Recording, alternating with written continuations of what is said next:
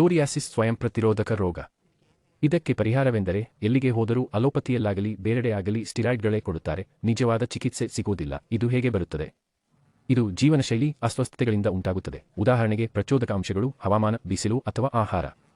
ಕೆಲವರಲ್ಲಿ ಆಹಾರದ ಕೊರತೆಯಿಂದ ನಮ್ಮ ದೇಹದ ಸ್ವಯಂ ಪ್ರತಿರೋಧಕ ವ್ಯವಸ್ಥೆಯ ಮೇಲೆ ಪರಿಣಾಮ ಬೀರುತ್ತದೆ. ಪರಿಣಾಮವಾಗಿ ಸೋರಿಯಾಸಿಸ್ ಮುಖ್ಯ ಸ್ವಯಂ ಪ್ರತಿರೋಧಕ ರೋಗ.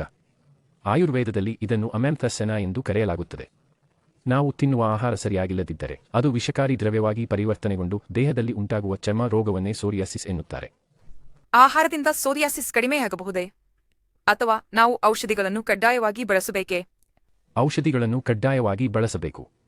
ನಮಗೆ ಅದು ಅಲೋಪತಿಯಾಗಿರಲಿ ಅಥವಾ ಹೋಮಿಯೋಪತಿ, ನಾವು ಆಯುರ್ವೇದದ ಬಗ್ಗೆ ಮಾತನಾಡುತ್ತಿದ್ದೇವೆ. 100% ಚಿಕಿತ್ಸೆ ಇಲ್ಲ, ಅದು ನಿರ್ವಹಣೆ ಮಾತ್ರ. ನಾವು ಅದನ್ನು ದೀರ್ಘಕಾಲದವರೆಗೆ ನಿರ್ವಹಿಸಬೇಕು. ನಾವು ತೆಗೆದುಕೊಳ್ಳುವ ಔಷಧಿಗಳ ಜೊತೆಗೆ ನಾವು ಪ್ರತಿದಿನ ತಿನ್ನುವ ಆಹಾರದ ಮೇಲೆ ಮಿತಿಯನ್ನು ಕಾಪಾಡಿಕೊಳ್ಳಬೇಕು. ಸೋರಿಯಾಸಿಸ್ಗೆ ಆಹಾರ ಚಾರ್ಟ್ ಪಾಲಿಸಬೇಕು. ಸೋರಿಯಾಸಿಸ್ಗೆ ಕಾರಣವೆಂದರೆ ಇದು ಮಾನಸಿಕ ಒತ್ತಡದಿಂದಾಗಿ ಉಂಟಾಗುತ್ತದೆ. ಇದು ಮಾನಸಿಕ ಒತ್ತಡದಿಂದಾಗಿ ಮತ್ತು ಆತಂಕದಿಂದಾಗಿ ಸಂಭವಿಸುತ್ತದೆ. ಆದ್ದರಿಂದ ಸೋರಿಯಾಸಿಸ್ಗೆ ಆಯುರ್ವೇದದಲ್ಲಿ ಯಾವ ರೀತಿಯ ಔಷಧಿಗಳಿವೆ? ಸೋರಿಯಾ ಊರ್ಜಾ ಉತ್ಪನ್ನ ತಂದುತ್ತಿದೆ. ಸೂರ್ಯ ಊರ್ಜಾ ಅರ್ಥವೇನು? ಊರ್ಜಾ ಎಂದರೆ ಪ್ರತಿರಕ್ಷಣಾ ಶಕ್ತಿಯನ್ನು ಹೆಚ್ಚಿಸುವುದು. ಇದು ದೇಹದ ಶಕ್ತಿಯನ್ನು ಮತ್ತು ರೋಗನಿರೋಧಕ ಶಕ್ತಿಯನ್ನು ಹೆಚ್ಚಿಸುತ್ತದೆ. ಇದು ಸ್ವಯಂನಿರೋಧಕ ಕಾಯಿಲೆ, ಆದ್ದರಿಂದ ರೋಗನಿರೋಧಕ ಶಕ್ತಿ ಹೆಚ್ಚಿಸಿದರೆ ಸೋರಿಯಾಸಿಸ್ ಕಡಿಮೆಯಾಗುವ ಸಾಧ್ಯತೆ ಇದೆ. 100% ಉತ್ತಮ ಫಲ, ಉತ್ತಮ ನಿರ್ವಹಣೆ. ನಾವು ಅದನ್ನು ಕಾಪಾಡಿಕೊಳ್ಳಬೇಕು. ನಮ್ಮ ಬಳಿ ಸೋರಿಯಾಸಿಸ್ ಮ್ಯಾನೇಜ್ಮೆಂಟ್ ಉತ್ಪನ್ನವಿದೆ. ಅಲೋಪತಿ ಸೋರಿಯಾಸಿಸ್ಗೆ ಸ್ಟಿರಾಯ್ಡ್ ಕೊಡುತ್ತಾನೆ. ಈ ಉತ್ಪನ್ನ ಅದಕ್ಕಿಂತ ಉತ್ತಮ. ಬಿಬೆಟರ್ ಈ ಪರೀಕ್ಷೆಗಳನ್ನು ಮಾಡಿದೆ. ಇವು ಕೀಟನಾಶಕ ಪರೀಕ್ಷೆಗಳಾಗಿವೆ. ಅವರು ಸೋರಿಯಾಸಿಸ್ಗಾಗಿ ಒಟ್ಟು 217 ಪರೀಕ್ಷೆಗಳನ್ನು ಮಾಡಿಸಿದ್ದಾರೆ. ಸರಿ. ನೀವು ನೋಡಿದರೆ ಎಲ್ಲ ಬ್ಯಾಚ್ ಉತ್ಪನ್ನಗಳು ಒಂದೇ ಸ್ಟ್ಯಾಂಡರ್ಡ್ನಲ್ಲಿ ಇರುತ್ತವೆ. ಎಲ್ಲವೂ ಸಾಬೀತು ಮತ್ತು ಪ್ರಮಾಣಿಕತ. ಸೋರಿಯಾಸಿಸ್ನಲ್ಲೂ ಇದೇ ರೀತಿಯಾಗಿದೆ. ದೇಹದಲ್ಲಿ ಶುಷ್ಕತೆ ಹೆಚ್ಚುತ್ತದೆ. ಸೋರಿಯಾಸಿಸ್ ಔಷಧಿಯನ್ನು ಹೇಗೆ ತಯಾರಿಸುತ್ತಾರೆ? ಸ್ನೇಹಕ ವಿಧಿ. ಸ್ನೇಹಪಕ ವಿಧಿ ಎಂದರೆ ಗಿಡಮೂಲಿಕೆಗಳ ಶಕ್ತಿಯನ್ನು ತುಪ್ಪಕ್ಕೆ ತೆಗೆದು ಚೆನ್ನಾಗಿ ಕುದಿಸಿ ಆ ಶಕ್ತಿಯನ್ನು ತುಪ್ಪಕ್ಕೆ ಸೇರಿಸುವ ಪ್ರಕ್ರಿಯೆ. ಉತ್ಪನ್ನದ ವಾಸನೆ ಹೊಂದರೆ ತುಪ್ಪದ ವಾಸನೆ ಬರುವುದು. ನೀವು ತುಪ್ಪದ ರುಚಿಯನ್ನು ಅನುಭವಿಸುತ್ತೀರಿ. ಇದು ನೈಸರ್ಗಿಕ ಉತ್ಪನ್ನವಾಗಿದೆ. ನಾವು ಇದನ್ನು ಹೇಗೆ ಬಳಸಬೇಕು? ಇದನ್ನು ಬೆಳಿಗ್ಗೆ, ರಾತ್ರಿ ಅಥವಾ ಸಂಜೆ ಬಳಸಿರಿ.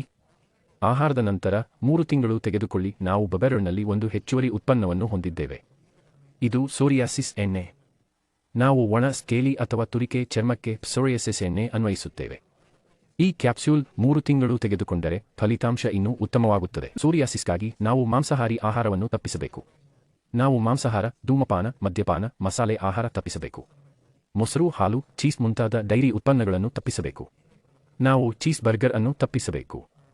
ನಾವು ಹೆಪ್ಪುಗಟ್ಟಿದ ಆಹಾರ, ಕರಿದ ಆಹಾರ, ಕಾರ್ಬೋನೇಟೆಡ್ ಪಾನೀಯಗಳು ಮತ್ತು ಕೆಫೀನ್ ಪಾನೀಯಗಳನ್ನು ತಪ್ಪಿಸಬೇಕು. ನಾವು ಆವಿಯಲ್ಲಿ ಬೇಯಿಸಿದ ಆಹಾರವನ್ನು ತಪ್ಪಿಸಬೇಕು. ಕೆಲವರು ಈ ಔಷಧಿ ತೆಗೆದುಕೊಂಡರೂ ಆಹಾರವನ್ನು ಬದಲಿಸುವುದಿಲ್ಲ. ಅಂತಹವರು ಫಲಿತಾಂಶ ಪಡೆಯುವರಾ? ಹೌದು, ಫಲ ಸಿಗುತ್ತದೆ. ಆದರೆ ಈ ಔಷಧಿ ತೆಗೆದುಕೊಂಡ ಮೇಲೆ ನಮ್ಮ ಆಹಾರ ಚಟುವಟಿಕೆ ಬದಲಾಗುತ್ತದೆ. ಇದಕ್ಕೆ ಮುಖ್ಯ ಕಾರಣವೆಂದರೆ ನಮ್ಮ ಆಹಾರ ಸರಿಯಾಗಿಲ್ಲ. ನಾವು ಸರಿಯಾದ ಆಹಾರ ಮತ್ತು ಯೋಗ್ಯ ಡೈಟ್ ಪಾಲಿಸಬೇಕು. ಸೋರಿಯಾಸಿಸ್ ದೀರ್ಘಕಾಲದ ಕಾಯಿಲೆ. ನಾವು ದೇಹವನ್ನು ಮರೆ ಮಾಡಬೇಕು. ಫಂಕ್ಷನ್ಗೂ ಹೋಗಿದಾಗ ದೇಹ ಬಟ್ಟೆಯಿಂದ ಮುಚ್ಚಿಕೊಳ್ಳಬೇಕು. ಹೌದು, ಸರಿ. ಜನರು ಇಷ್ಟದ ಬಟ್ಟೆ ಧರಿಸಲು ಸಾಧ್ಯವಿಲ್ಲ, ಖಿನ್ನರಾಗಿದ್ದಾರೆ ಮತ್ತು ನಾಚಿಕೆ ಪಡುತ್ತಿದ್ದಾರೆ. ಅವರಿಗೆ ಸೋರಿಯಾಸಿಸ್ ಚಿಕಿತ್ಸೆಯ ಫಲ ಆಗುತ್ತದೆ. ನಾವು 3 ತಿಂಗಳಲ್ಲಿ ಫಲಿತಾಂಶ ಪಡೆಯಬಹುದು. ಹೌದು, ಬಿಬೆರೊ ಉತ್ಪನ್ನ ಹಂಚಿಕೊಳ್ಳುವಲ್ಲಿ ಸಂತೋಷ. ಪ್ರೇಕ್ಷಕರೇ, ಡಾಕ್ಟರ್ ಹೇಳಿದುದು ನೀವು ಕೇಳಿದ್ರಿ. ಬಹುತೇಕ ಜನರು ಸೋರಿಯಾಸಿಸ್ನಿಂದ ಬಳಲುತ್ತಿದ್ದಾರೆ. ಸಮಾರಂಭ ಅಥವಾ ಬೇರೆ ಕಡೆ ಹೋಗಲು ಅವರು ನಾಚಿಕೆಯಾಗುತ್ತಾರೆ. ಆದ್ದರಿಂದ 3 ತಿಂಗಳು ಬಿಬೆರೊ ಸೋರಿಯಾಸಿಸ್ ಬಳಸಿದರೆ ನೀವು ಸಮಸ್ಯೆಯನ್ನು ನಿಯಂತ್ರಿಸಬಹುದು.